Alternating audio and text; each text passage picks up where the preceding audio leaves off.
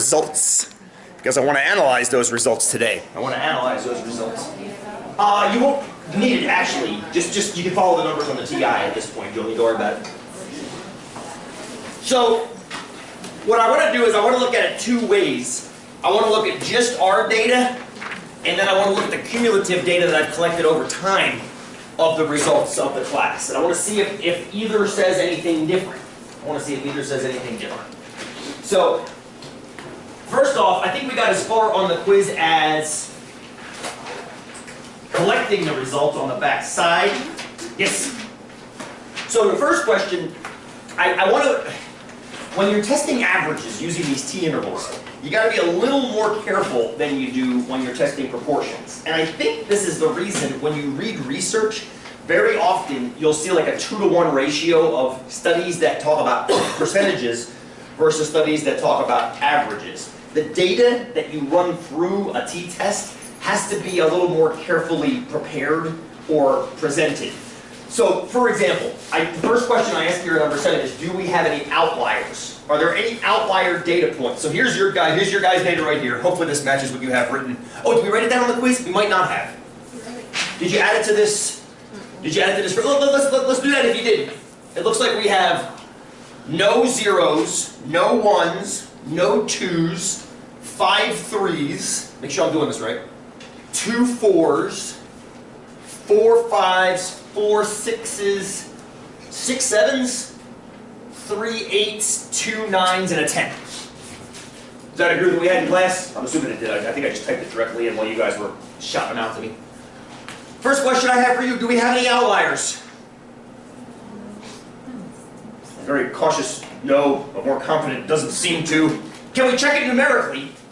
Can we check for outliers numerically? Of course, you know the tools for that. Run them through your TI. Run them through your TI. Let's take a look. Let's check. Why do we care? Why do we care about outliers? Emily, because why? You off that easy. Oh, okay, good. That's a very good answer. Not normalness. It's a very good answer. They're kind of weird in some way. So why would we care about checking to see if we have any outliers before we test an average or before we find a confidence interval around an average?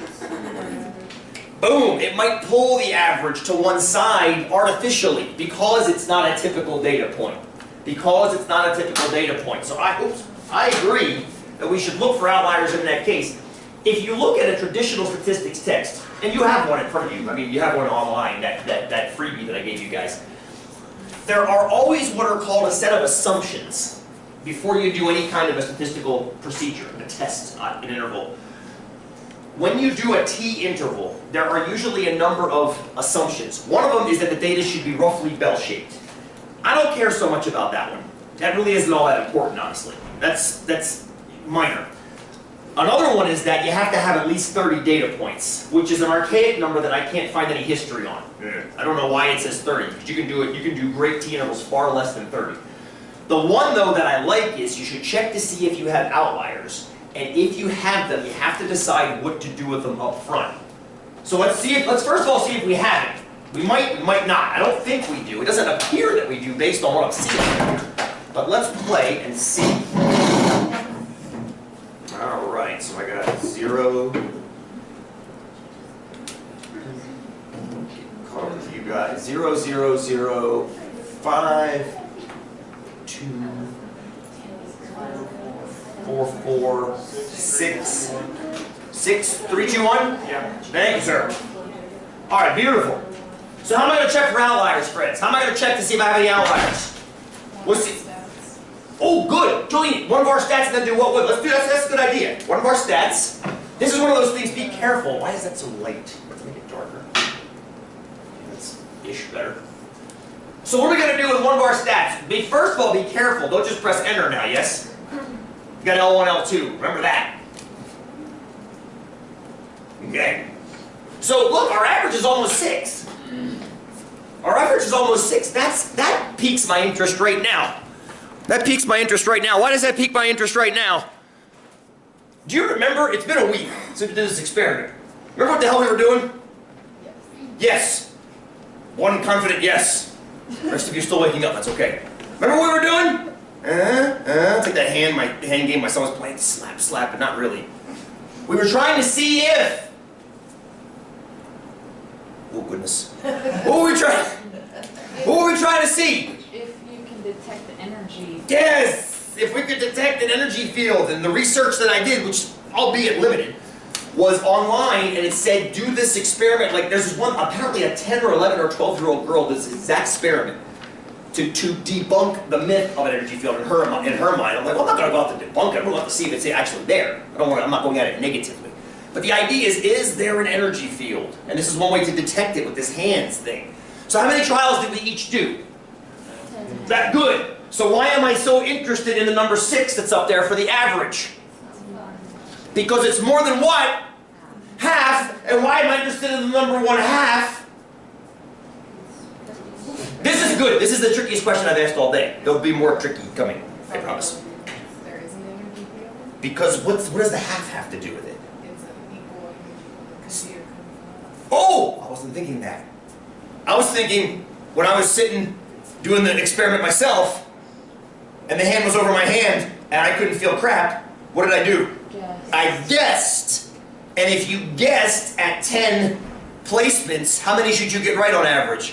5. If you guessed. So I see 6 and I go, holy crap. Maybe there's something there. But granted, it's only one more, yes? It's only one more. And there's still a what we have to adjust for? Thank you. A margin of error, yes. But still, it's above 5. It might be significant. I don't know. That's why I want to check the numbers. You see what I'm getting at, friends? That's why that piques my interest. Just a smidge. In the same way that if it were 4, it would pique my interest for a different reason. Maybe we're negative energy field perceivers, if that's even a word. So, anyway, got our 1 bar stats. Jolene, how's that going to help me? SX is your standard deviation. Yes. So what we can do is we can set up a real quick 2 standard deviation. That's roughly bell-shaped-ish. We got some weirdness happening down here, but I mean, it's a small sample, right? We only had 27 people in the study. I can live with that. I can live with calling that roughly a bell shape. What's interesting is the bell spike appears at 7, which is kind of cool, actually. But because that minor spike is down there at 4, the average gets pulled down to 6. So again, once more, telling me something might be going on. I'm not quite sure. I'm going to look at everything. So anyway, if I do 2 standard deviations around 7, or around 6, excuse me, I can see pretty clearly there are no outliers, yes? And if you double that, that's like 2, yeah? That's 2. 2 of those is 4. And if you add and subtract 4 to the average, you go what? You go down to 2. Nothing's down that low. And you go up to 10. And we do have 110, but it's then therefore it's within that 2 standard deviations. So it looks like everything's just about what it should be. Good. Excellent. I can check it a second way, couldn't I? For outliers, a real quick and easy way with a. Correct. Yes. Oh, good. Good. I'm going to put them both up, just because. Why not? I'm going to slap the histogram up, which we already have in Excel right there. Although generally you would, whoops, that's the wrong. Zoom 9. Whoops, zoom 9. There she is. Let me play with the window a little bit. It's graphing something else. What is it? It's graphing that. So I'm going to make my window match that one. That ought to do it. Here, good. There's the same graph Excel has in it. And there's a secondary graph I like to slap on these things sometimes. Yes, that modified box plot will show you the outliers right away. It uses a slightly different method than our 2 standard deviations, but still, it's another method. No, not number 1, I want number 2. Already ready to go? Beautiful. There we go. Just like it should look. You've got a very teeny tiny whisker here and a very elongated whisker here. Why are the whiskers different lengths? So it's kind of a deformed cat. Emily, go. You got a tail out this side, and you got clumping on this side. What is in each of these segments of the box plot, friends? 1/4 of the data. So, I mean, if you look at the spike there at 3, that's almost 1/4 of the data right there. Right? That's almost 1/4 of the data right there. So you take the 3s and the 4s, and there's your spike right there. And then you just, again, it begins to spread out from there. Good! So, no outliers that I'm concerned about. So I don't have to worry about a data point or 2 maybe artificially pulling my average one way or the other. Does that make sense? You see why we care about that? Hopefully you see. So that's the one thing. There are 3 traditional cautions that people talk about when they're making these t-intervals. One is that it's bell-shaped data, although it tends to end up being that way in general. If it gets too extremely unbell-shaped, then you have to start wondering why. I mean, if it's shaped like a U, like an inverted bell almost, then you have to ask, why are there so many highs and lows? But generally, if that happens, you're not talking about things like guessing around to 1/2 or feeling around to 1/2 anyway. So the bell shape I'm not that worried about. The 30, I'm not concerned either. It's the outliers I'm most worried about. We don't have any, so I can live with that. I can live with that. All right, how did we check? Just describe on there how you did. Well, we did it both ways.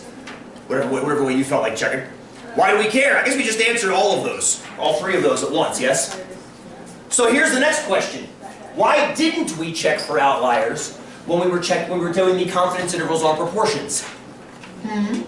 Why didn't we? Because we didn't. There was never an outlier check for a proportion. You just collect a bunch of data, spin a bunch of pennies, see how they fell, and keep track of heads and tails. So why didn't we check for outliers when we were doing the confidence intervals on proportions? What do you think? Because we have the margin of error, so would they fall outside of that if they were outliers? Here's another question. Can you have an outlier when you're testing a proportion? Because what you just described, we're actually going to do again here, momentarily. We're going to develop a margin of error around this. Just a quick question. Is the margin of error that we're about to construct, in your opinion, going to be greater than or less than this 2? What do you think? Greater than or less than this 2? If you think. What do you think right now? No votes yet. That's okay. That's okay. But we're going to come back to that once we have the margin of error. But my bigger question is this: can you even have an outlier? Flip a coin. What are the 2 results? Is one of them an outlier? Oh, well, no, because it's 50-50, but even so, it's 2 results. Now, roll a die. And suppose you're betting on 1. This happened to me last night playing with my son playing life. Although it was a 1, it was a 10-sided die. Playing life with him. Let's play life again, Daddy. Okay. So you spin the spinner. It's got 10 spaces, 10-sided die. And if I roll 1, I have to pay him $20,000. He was always rooting for 1. All right? If he gets 1, if I spin 1, I have to pay him $20,000. Is that an outlier? Not really. It's just one of the outcomes. I either roll a 1 or I don't roll a 1. So it's hard to define an outlier when there are 2 outcomes. You either get it or you don't get it. Does that make sense? So when you're doing proportions, there's no such thing as an outlier because you either get the result or you don't get the result. There's no such thing as too far away from a result, because that's what an outlier is. An outlier measures distance from average. There's no such thing as distance from a percentage. You're either there or you're not there. So there's no need to check for an outlier with percentages because there's no way to check for outliers. You always compare outliers, as you've noticed, to a center of some kind, whether it's a median or whether it's a mean. Neither a median nor a mean exists for percentages, so there's nothing to check about. All you got to make sure with percentages is that you have enough data to actually see something. And then we developed rules for that with the sample size calculation. Is that fair? A little bit of a loaded question. Not loaded, it's a bit of a thinker of a question. You have to think about what an outlier is and what it responds to. In this case, the average, as Jolene pointed out, or the box plots the median. All right, let's do it now. Let's make our confidence interval. And I said round to 1 decimal, I suppose. I don't know, why not? We could probably go to a whole number too. But let's just get the interval. Remember the command? We did 1 by hand. We'll never do it again. Sorry, just make you do it that one time. Yes, that tests. Number 8, T interval. What if I want to use the Z interval, Emily? I like that one. It comes first. It's number 7. Yeah, there you go. You're going to let me do that? I thought you liked me. No, Boom. Why am I never going to use this? because that's for proportion. You're never gonna know your calculation. That guy right there. He's asking for something I'll never know. Now, the Z's are used for proportions. Thank you. Yes, correct. Veronica, thank you. Z's are used for proportions. But you got to make sure you see the word prop in there, too. Anytime you just see a Z without a prop, they're going to be asking you for this fictitious sigma, which is BS, because you don't know what it is. If I knew what sigma was, I'd also know what mu was, and I wouldn't be sitting here talking to you good people at 8:30 in the morning. Some of you are wishing I knew what sigma was. So tests 8. Okay, now this looks a little bit more logical. You got 2 choices here. You can either enter data or statistics. Generally, I like it when we can collect our own data. That's why I brought the stopwatches today. That's why I brought the data from last week from today. So I like that myself. Just make sure you have your lists and your frequencies set up correctly. Our data is in list 1, yes? Yeah. But our frequencies are in list 2, so make sure you tell it that. Otherwise it's going to get confused and think that one person had 0, one person had 1, one person had 2, one person had 3, and so forth and so on. Interestingly enough, Excel does not have a command that lets you do this, which is interesting. I keep looking and trying to see, and it just doesn't have it. It doesn't exist. 95% confidence, okay? Carl, you can live with that? 95% confidence. Good! Good for you, sister. Good for you. Do Veronica. we have to have a decimal in that? Point, you can or you can't. It accepts either. Yes, it accepts either. I want to take a small pause before I press enter here. Somebody asked me for this last week. It might have been you, Veronica, I don't remember. And I had it in the PowerPoint, which you may have seen if you downloaded the PowerPoint from last week. I actually have